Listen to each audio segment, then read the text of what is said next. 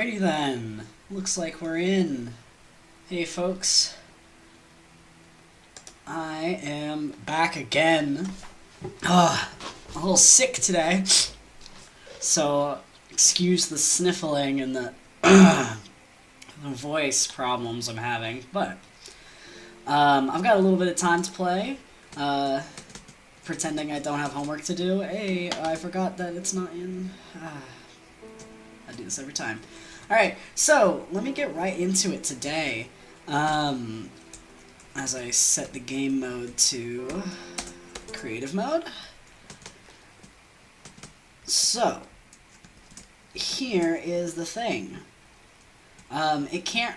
I feel like I have more to offer all 3 of you who subscribe to me on Twitch and the other 3 of you who subscribe to me on YouTube. Speaking of which, all you Twitch folks, I have a YouTube account where I just upload the raw footage from all of this on there. I might at some point in my life, you know, do something differently than that and upload, like, edited videos, which is, you know, something I might do if I ever decide I have time for that. Anyway, I don't know why I was over here before. But in any case, so that's a distinct possibility. But yes, so my YouTube, I guess I should tell you what it's called. It's called Bearweed. And that's also, I believe, the name of my Twitch, so cannot be that hard to find. So what I've decided that I think I'm going to do is just play to my strengths. I study Old Norse and like medieval Scandinavia. I study Vikings and their mythology and their literature and all sorts of that stuff. So, there are 2 things you can look forward to in this particular episode, I guess, of what I'm doing here. And that is, A, I'm gonna destroy the fuck out of this portion of the tower because I hate it so much. To be destroyed. We're gonna try dynamite. We're gonna do all sorts of things to this. Probably mostly dynamite though. And other than that, and me sniffling and occasionally blowing my nose, I'm also going to tell y'all a story, because that's what I like to do most. I like telling stories, and I find the stories from the Old Norse, I guess, rich and full of good things and ridiculous things. So, that's what we're going to do today, folks. And I decided to start off, because I don't have all that much time, I'm going to talk about... Who did I say I was going to do? Oh, yes. I'm going to tell you all about Thiazi the giant. And his eyes. Alright, so I'm getting a little scatterbrained with me being sick and all. So this story comes, it's mentioned in several different stories, but it is most, the actual main part of the story, where we actually get to see, like, you know, the whole thing, and it's not just mentioned sort of in passing through poetry, is in a text, a part of the Prose Edda. Much of what we know about the mythology of medieval Scandinavia, that's gonna bother me, comes from 2 major texts that are collectively called the Eddas. There's the Prose Edda and there is the Poetic Edda. Both are attributed to a man named Snorri Sturluson. Whether or not Snorri actually wrote it himself is... Well, I'm of the opinion that it's highly unlikely that he actually wrote both of these things himself. I mean, first off, they're long. They're pretty long works, and he's attributed... more than just these things are attributed to him. And it would be pretty incredible. He'd be a very prolific writer who was also a farmer in Iceland. Oh, and this is around the... Sorry, let me grab this book. This is around the 1200... This is the mid-1200s, so this is 13th century. And if you know anything about the Viking Age, which I don't... I'll assume everyone is brand new to all of this.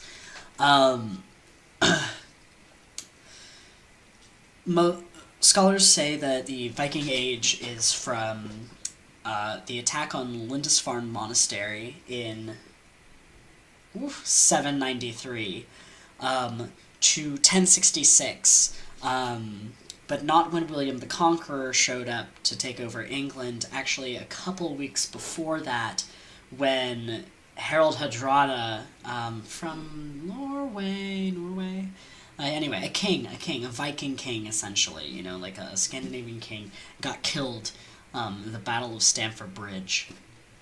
Whatever. Anyway, what I'm saying is the 13th century is a couple hundred years after the time in which the Vikings actually would have been, and I say Vikings sort of nebulously. Viking is a job title. That's the people who actually go out on raids. Everyone else, like if you were just living in Norway and you were just a random farmer, you weren't a Viking. But I'm just going to continue to use it so that we all know sort of what I'm talking about. But these are, here's two just random copies of, this is the Poetic Edda and this is the Prose Edda. And you can see they're pretty thick, and like, I can't imagine some guy writing all of this himself on vellum in the 13th century. Like, he definitely hired people to do it. But in any case, in the Prose Edda, there is a section called the Skáldskaparmál, and I'll just get right on into the storytelling part. But that is where you can find the most complete account of this particular story. And I think I've actually translated a little bit of it from Old Norse for a class. So, let's get right into it while I fill up these horrible, horrible towers that I built with TNT.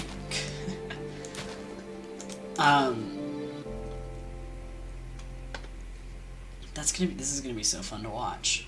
It's probably gonna take out a lot of this too, but like, I don't care. Okay, so... Okay, we should blow this up real quick, huh? I actually don't know how TNT works. I assume I can just light it on fire with, a flint and steel. Okay, there we go. And please blow up. Okay. Cool. Let's see. Okay. Alright. Wow. I should have been farther back. That was beautiful. That was really quite incredible. I don't think it fucked anything up any lower than this, huh? It didn't even touch the rest of the wall down here. This got a little fucked up, though. Some things went straight down. That's fine. That just looks natural. Wow. That was pretty impressive. Okay, well, there goes that. Let me just clean up this area over here, and I'll keep going with my story.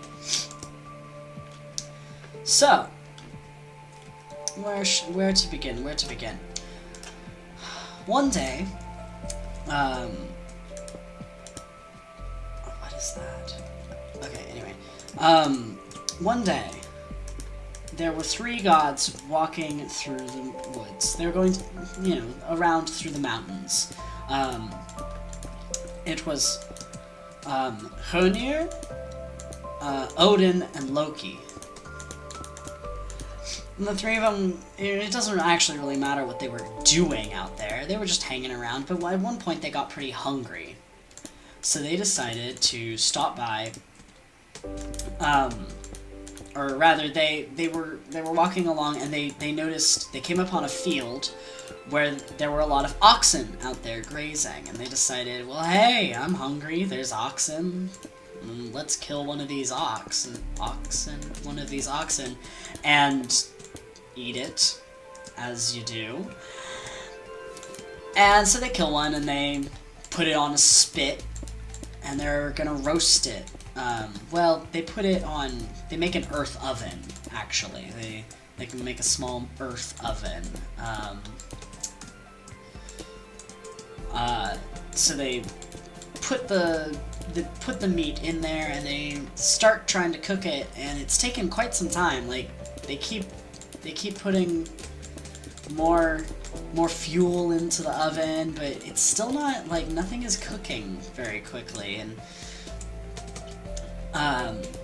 the gods are getting increasingly more frustrated, hangry, as one might say, and they can't figure out what the hell's going on until they hear some laughter from above them. So Odin looks up, and he goes, oh, shit, okay, what's happening here? Because there's a big-ass eagle, like, huge. This thing is massive, and it's sitting up there, and it chuckles again, and Loki's like, what do you want? What's going on here? And he says, well, hey, if you let me have some of that ox, I'll stop cursing your oven, so you can actually eat food. And the gods are like, well, fuck you for, like, making it like this in the first place, but, like, what are we gonna do? Say no? Of course, we want our food, so fine, sure. You can have some. So, the eagle allows their food to cook, and as soon as it's done, he swoops down and makes off with, like, its entire shoulder and most of its haunches. He eats almost the whole thing. The gods are pissed, because first off, they're gods, they eat a lot, and second, this fucking eagle just stole a whole bunch of their meat, and they're like, okay, well, fuck you. And Loki is really mad. Nobody tricks the trickster, right? So he gets up, and he's got a staff with him, and he starts waving it about, and he manages to lunge forward and stab into the eagle. But oddly enough, like, this is just a stick, but it gets stuck on the eagle, almost like he was sticky all the way around, and he's instantly stuck, and his hands, he can't let go of the staff either. His hands are stuck to the other end. And so off they go. As the eagle flies away, Loki is just dragged off with him. Oh, excuse me. Ugh. So Loki tries to talk himself out of it, because that's as he does. Also, I think Odin and Honir just go home.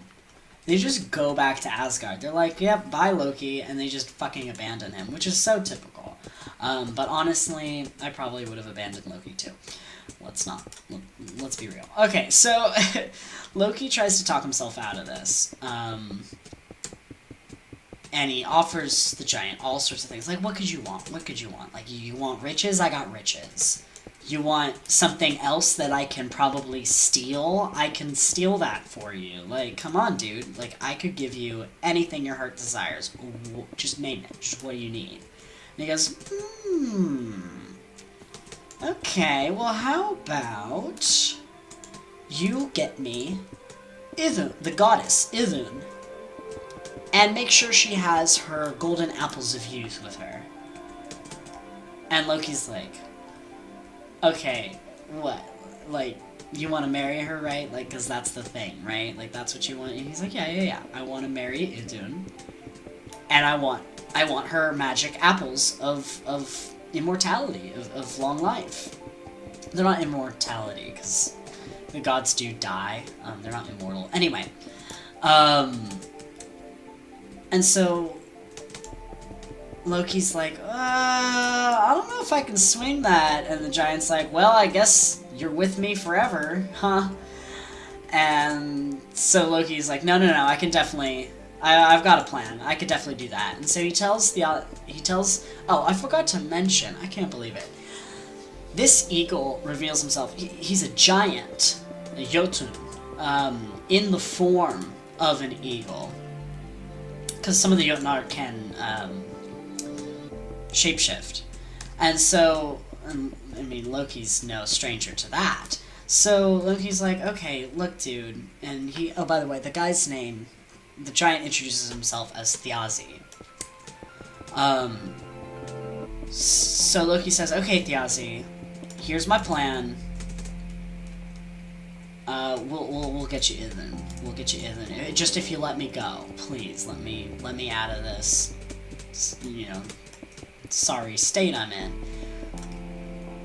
So Loki goes off and starts laying out his plan.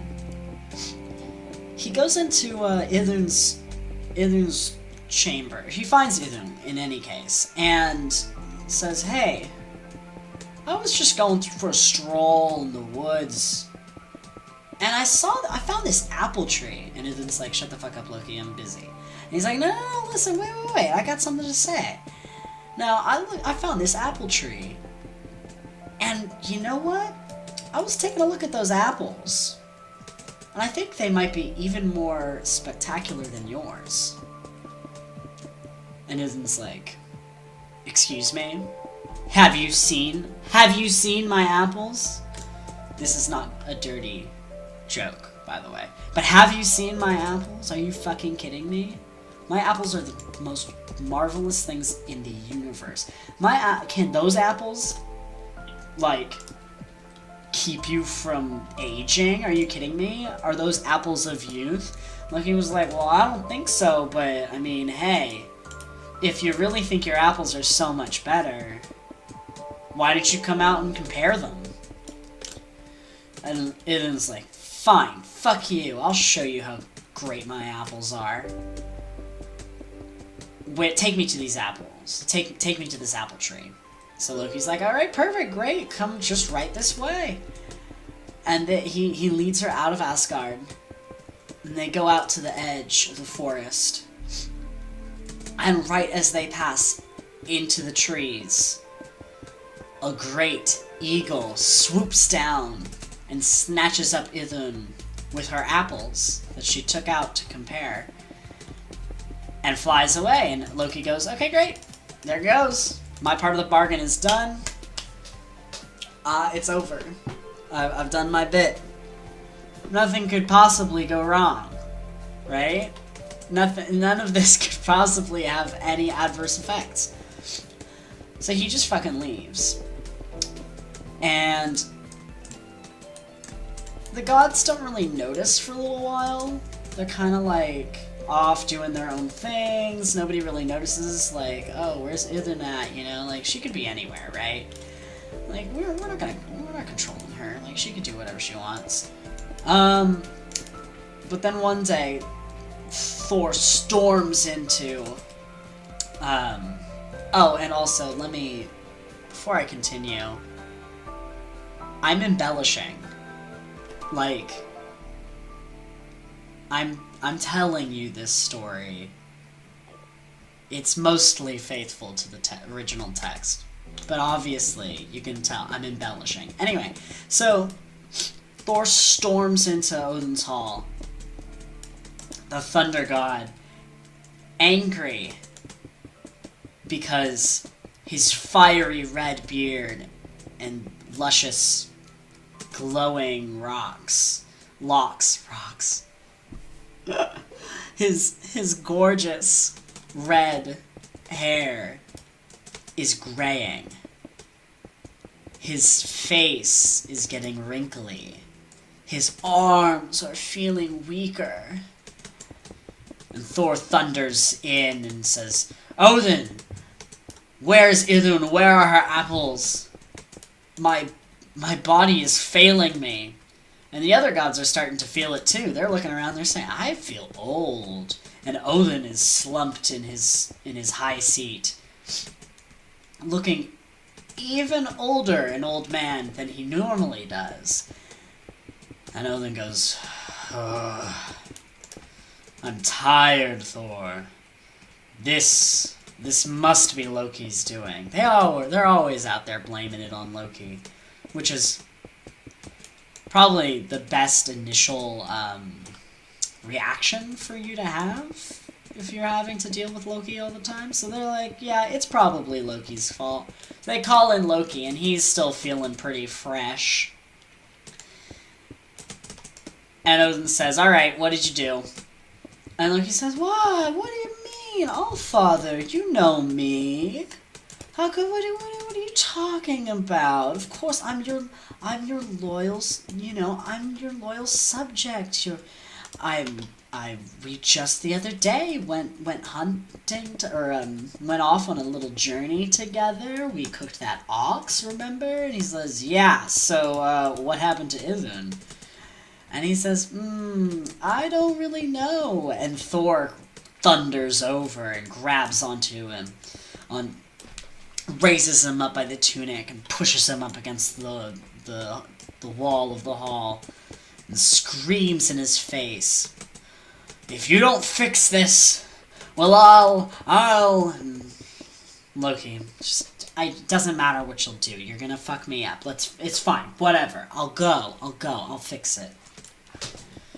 So Loki goes off to go fix the problem. He thinks, okay, well, where does an eagle live? He's probably lives by the coast. He probably eats fish, like most eagles do. I'll go over there. Sure enough, he flies off in the direction he saw Thjazi go and finds his eyrie. Luckily, Thjazi wasn't at home. He was out fishing in the sea. And Loki saw, oh, there's Idun and her apples. Perfect. She's just sitting in there. This is great. Oh, how did Loki get there? He turned into a falcon. Because he can do that sort of a thing. So he turns back into a falcon, and as he goes, he gets into Thjazi's home, and grabs onto Idun with his talon, and turns her into a nut. Like a little acorn. Let's say it was an acorn. So, Idun is now an acorn. Loki is now a falcon. And they fly off. And Thjazi is now lacking both the beautiful goddess Idun and her magical golden apples of youth. So naturally, he's pissed. As soon as he comes home and he realizes what's happened, he turns back into an eagle and he flies off in pursuit of Loki as a falcon. Loki makes it all the way to Asgard, but the eagle is gaining on him. Luckily, Heimdall had seen them coming. Heimdall, watchman of the gods, sitting in his high seat from which he can see everything. He can see, what were the things that he can see? He can see, he can hear grass growing. And he can see whatever. He can see a lot. I'm sorry, my brain is not working properly. Like I said, I am feeling a little under the weather. But Heimdall can see and hear very far away, and he sees Loki and with Idun as an acorn, and Thjazi close in pursuit.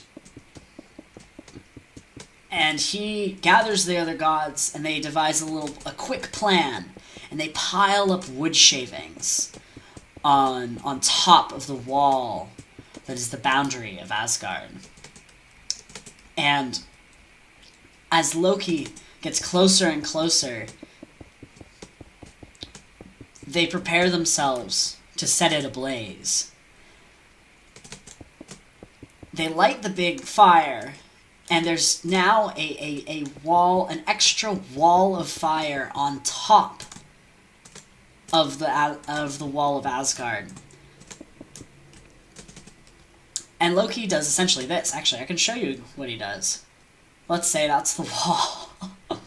This is the edge. This is the wall in Asgard, and there's fire. I can simulate that. Let's set this shit up. Let's set this up. Okay.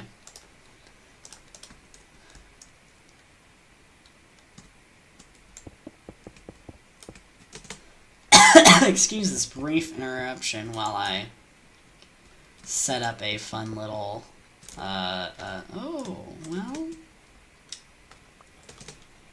uh-oh, we have zombies down there. Okay, well that's enough fire. Okay.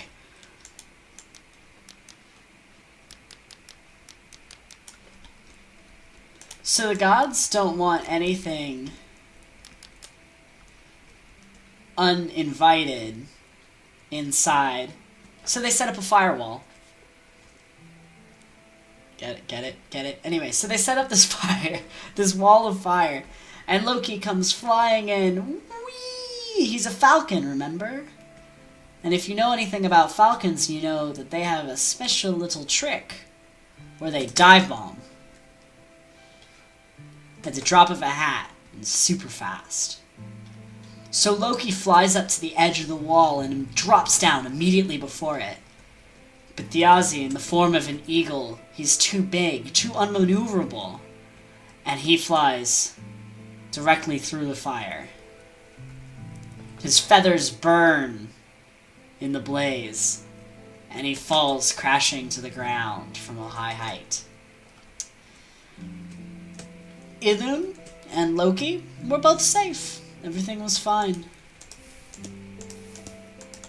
I'm gonna just delete all these real fast.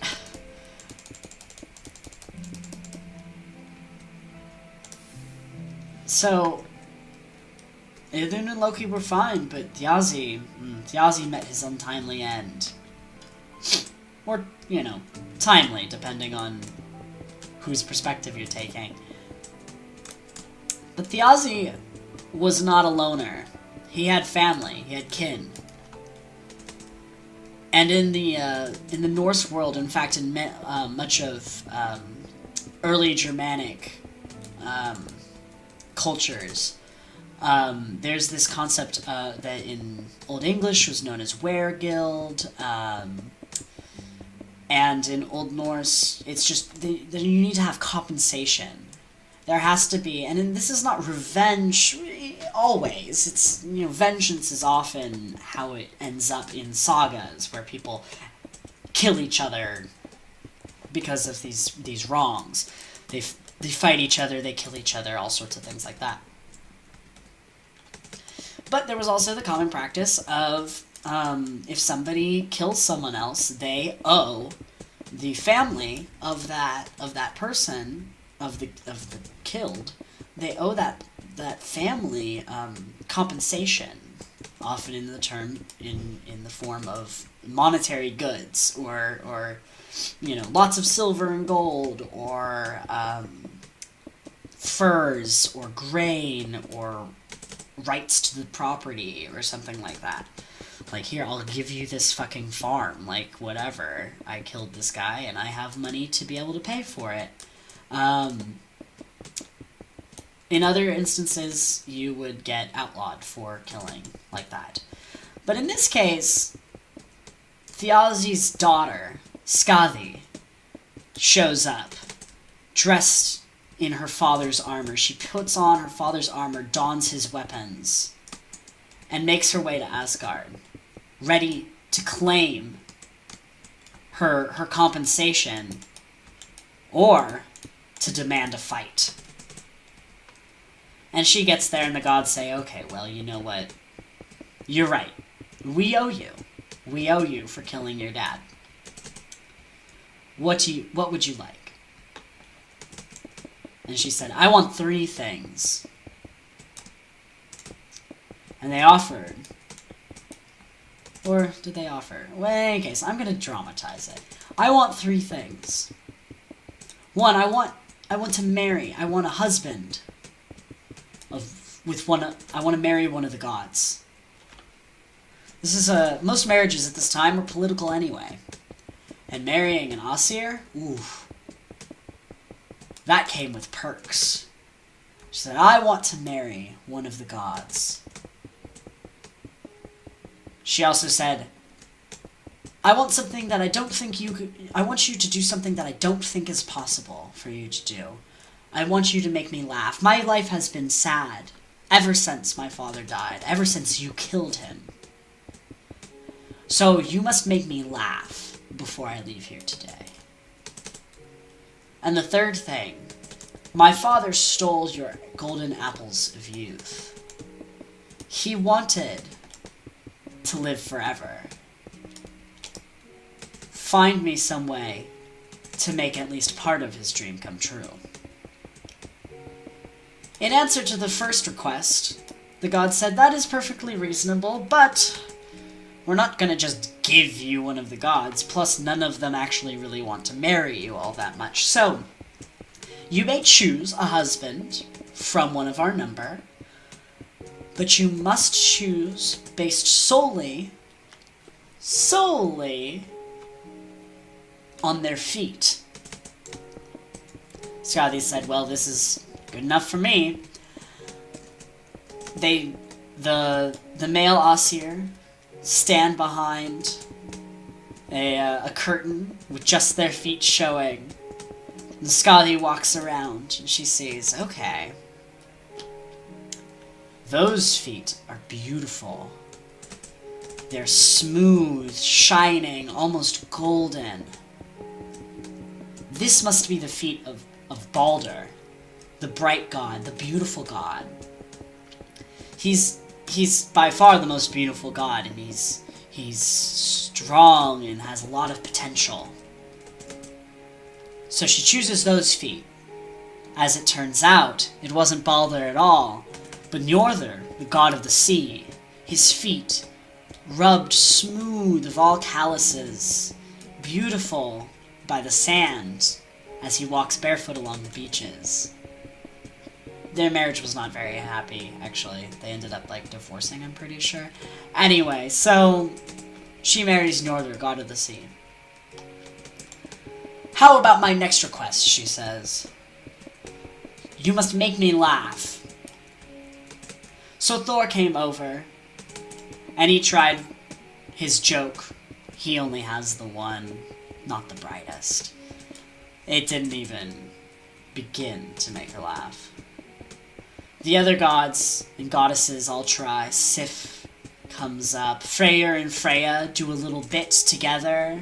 Twins, you see. And nothing is... It's all falling on deaf ears for her. And she looks to Odin, and he looks back at her and says, I'm not gonna tell you a joke. Are you fucking kidding me? I don't do that.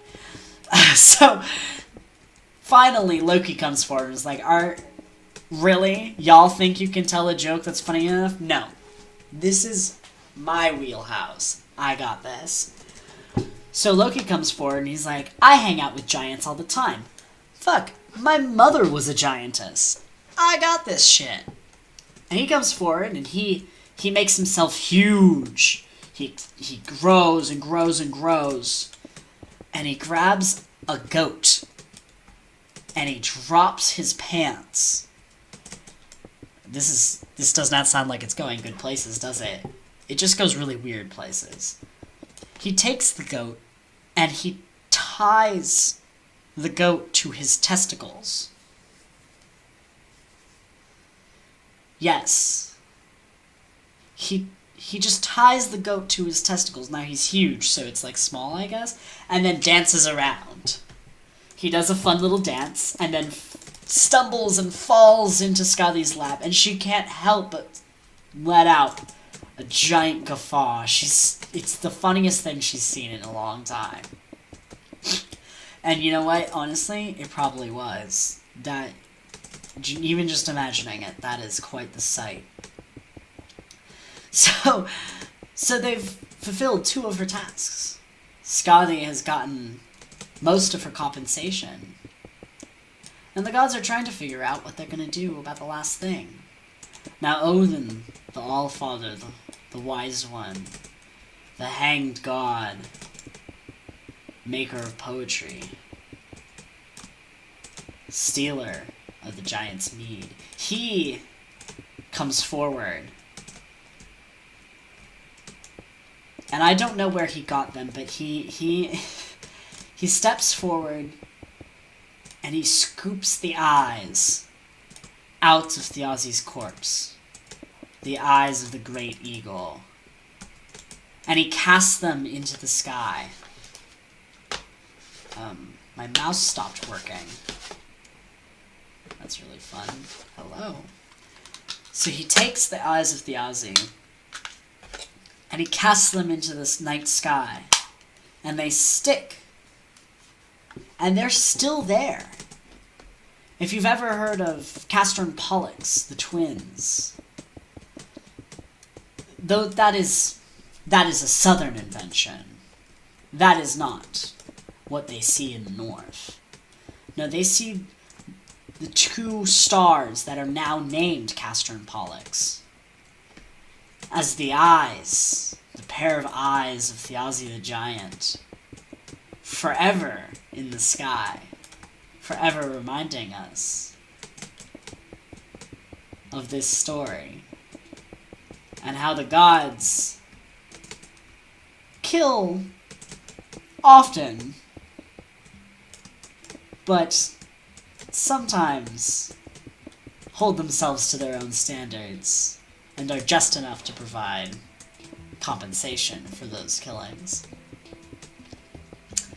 So yeah, that is the story of, I guess, Thiazi the giant, and Skadi, who is the goddess of skiing now. There are several different instances in which giants, or rather giantesses usually, because gods are usually the ones who marry them, become members of the, or who become kind of honorary members of the Aesir, who are one of the ranks, one of the clans, in a sense, of the Norse gods. Skadi is considered a goddess from that point on. She is a giantess, but she's also a goddess, and she was the goddess of skiing, among other things. So next time you're skiing, pray to Skadi. So yeah, there you go. There you have it, folks. I'm hoping that kind of this gets some good reviews, and basically what I'll do is I can go through sagas, long or short, and I can just summarize them with a good telling of them, or other myths. If anyone ever actually watches, I'll just figure out what I'm gonna say for myself if nobody says anything, but please feel free to comment on this video, either on Twitch or on YouTube, and let me know, do you have a story in particular you want me to tell? I'll even have prepared it, because I did not prepare this one.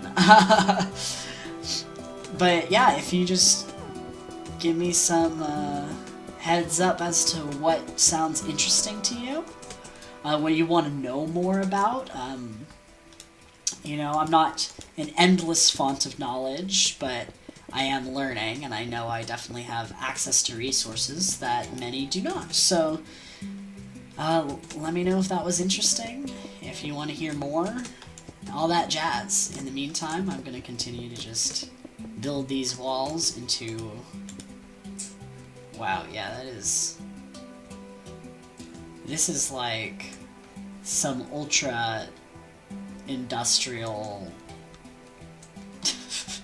architecture going on here. I need to check the time. Oh, we got pretty good timing here because I need to go, like, basically right now. So, thanks again for watching and listening, and mostly watching me just create this thing and destroy part of my tower. Next time, I hope I'll be doing a little bit less monotonous building. Probably gonna do some more work on this over here. Maybe I'll see about continuing this wall, doing a little architecture, and landscaping. This, I feel, needs to be kind of fleshed out a little bit more, what all is going on in here. And down here. So, again, thank you very much for listening and watching, and I'll see you next time. We'll see if I can actually keep myself doing these shorter segments, where I just go for like 45 minutes and tell a little story, do a little summary of something like that. Yeah. Don't forget to, subscribe and, like, tell your friends if you have nerdy friends who want to listen to some guy ramble about shit that he's read. Thanks.